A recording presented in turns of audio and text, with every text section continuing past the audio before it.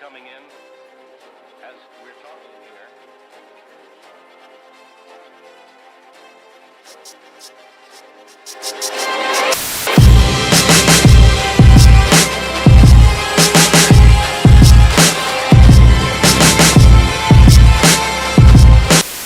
We're about to talk about how the First Amendment is being construed with what's going on right now.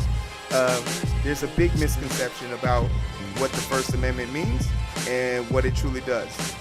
And we'll also read off what the First Amendment does. But to answer your question, the situation we have here, or that's like going down, whether you see it one way or another, the bar of entry for minorities in this country to be involved in the political spectrum has always been set so high. There's been removing people en masse from the polls. It's been expunging people and gerrymandering and making sure that these are real tactics that Brian Kemp used to keep Georgia red, and it didn't work. And it's because, and I think what a lot of people are not acknowledging or choosing not to acknowledge is that the younger generation is speaking up now. There are more young people, more millennials and Gen Z cats who are like, nah, we not about to deal with this bullshit. No. But statistically speaking, though, the Gen Z, they said, is the first generation since the baby boomers that will end up being more conservative than liberal. But they're liberal right now because they're kids.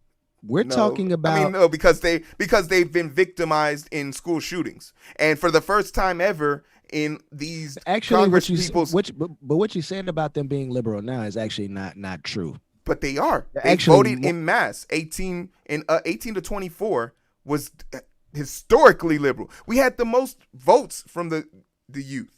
I hear what you're saying about them wanting to be conservative, but right now they're not wanting to be conservative. The statistics say they will be more conservative than the baby boomers. Those stats don't mean nothing because they're not conservative right now, and they'll be in control of their party more than the baby boomers are in control. Like baby boomers aren't in charge of their party right now. They literally are just following blindly because this is the group that needs the most healthcare, that needs the most support right now, that needs the most of anything, and they're not getting it. But the truth be told,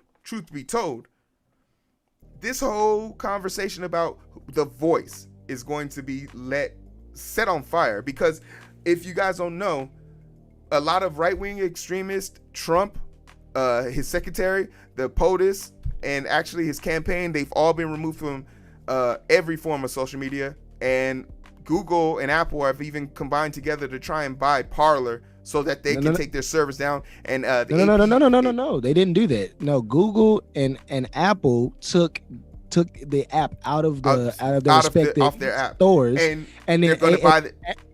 Amazon completely did away with their web hosting. Yes. So for this, you can't. So they're not. So Google and Apple can't buy something that these people are unwilling to sell. They say they'll be back up by the end of the week. Everyone has a price.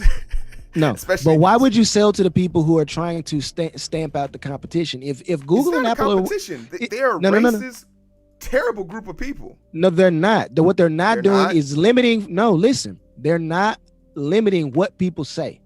That's the problem. See, but you go on Twitter and somebody who's a leftist can get up and say anything they want. Madonna got up and said she should. Eric, it's not. That's false. Because Madonna. If you put in BLM without the hashtag, I'm not talking about Black Lives Matter. I know, but I'm saying a leftist person would type something like BLM and they would get silenced for it. Me and you get shadow banned all the time. To me, that doesn't matter.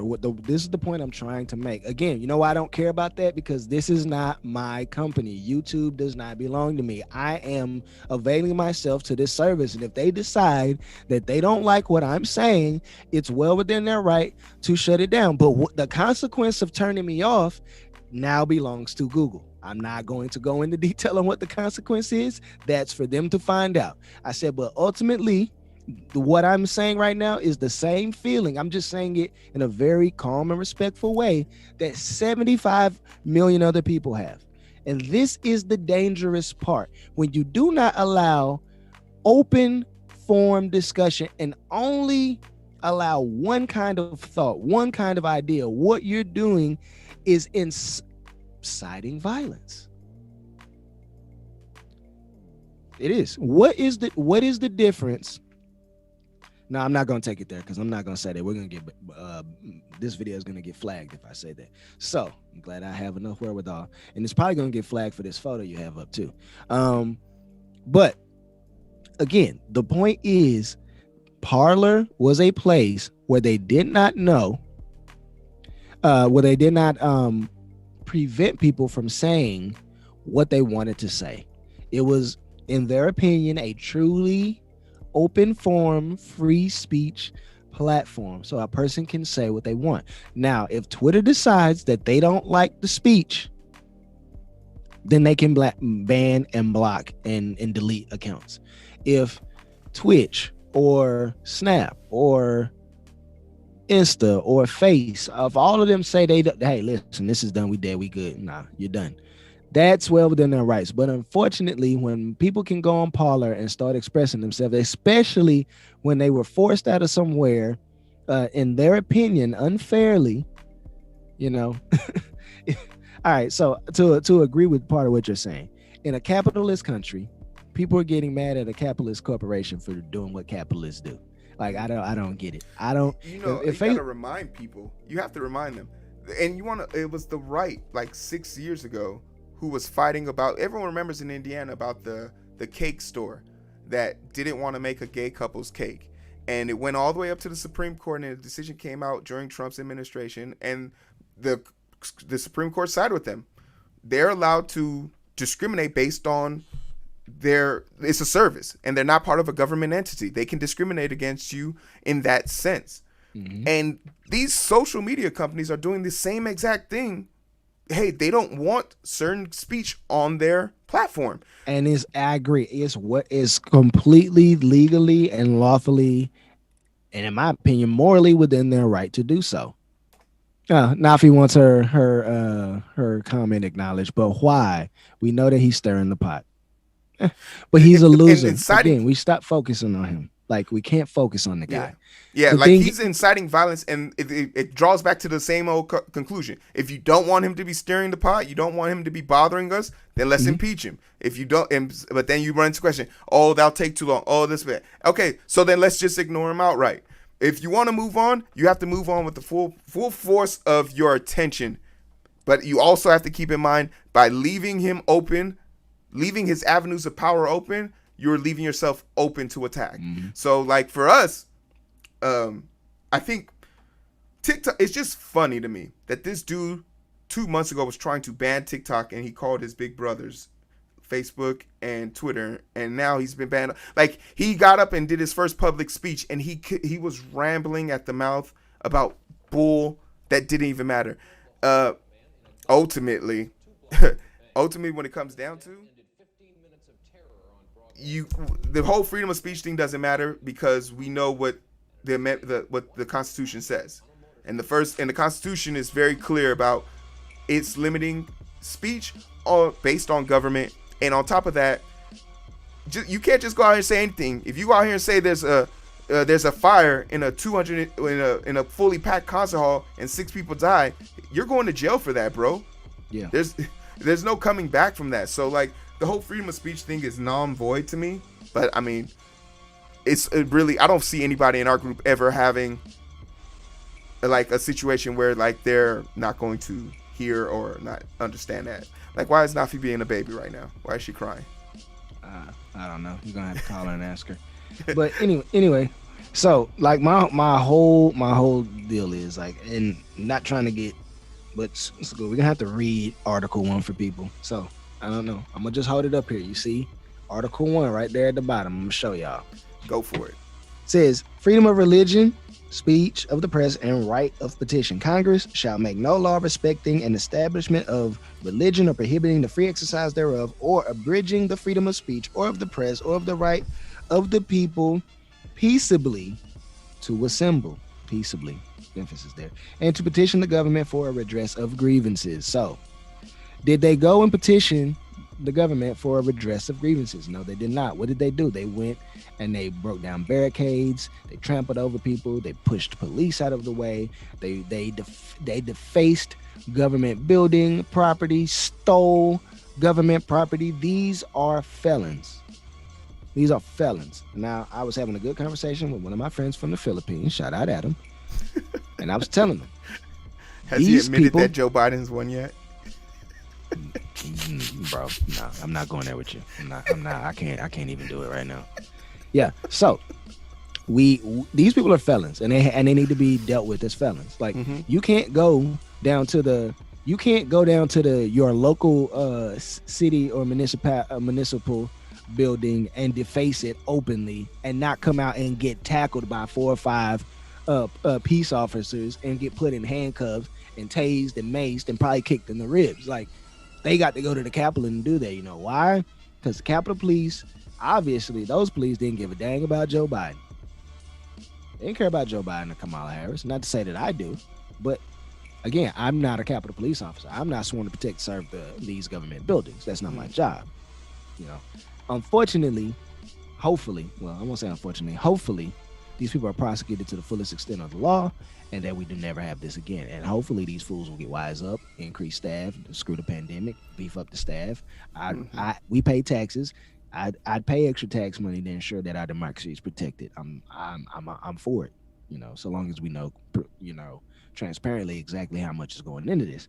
But all that to say that we have to, as citizens, uphold a democracy, hold other citizens accountable, call them out for the foolishness. How the heck can you sit here for an entire year during a pandemic, a summer, and wag your finger at Black Lives Matter and Antifa and put yourself in a position, whether you're a true Trump supporter or you're an agent provocateur, and allow that to happen to a place that you call sacred and to potentially destroy your democracy? Congress is in freaking session, and you're running up in there.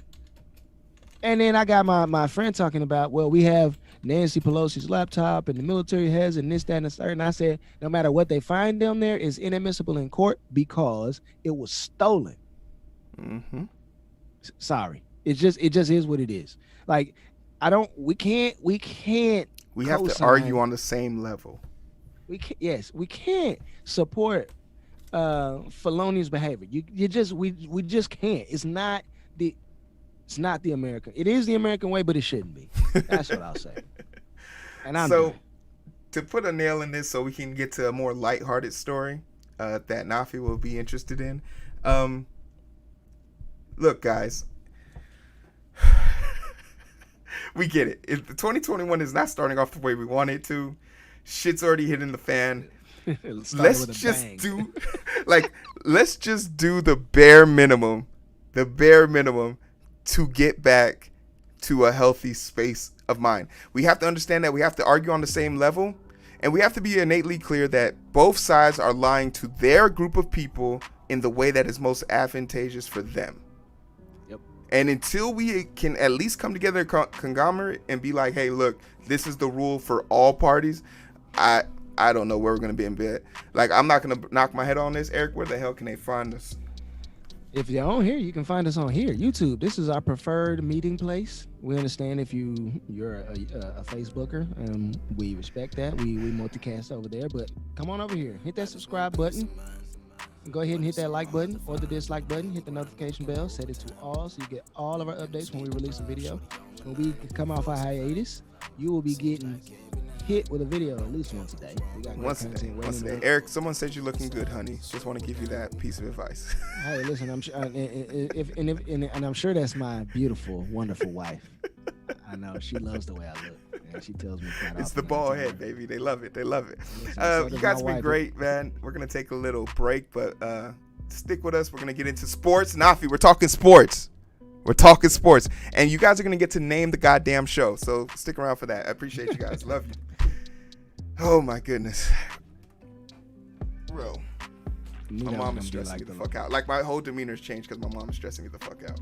Nah, bro. Let mom dudes live. Listen, Mother Abdullah, you ain't stressing me out. You know, you got a whole new son over here. You know, hey, listen, Mom. tag me in. Mommy, just call Eric, please. Call Eric. Hey, you know she will. Hey, you know who's been talking shit about you, bro?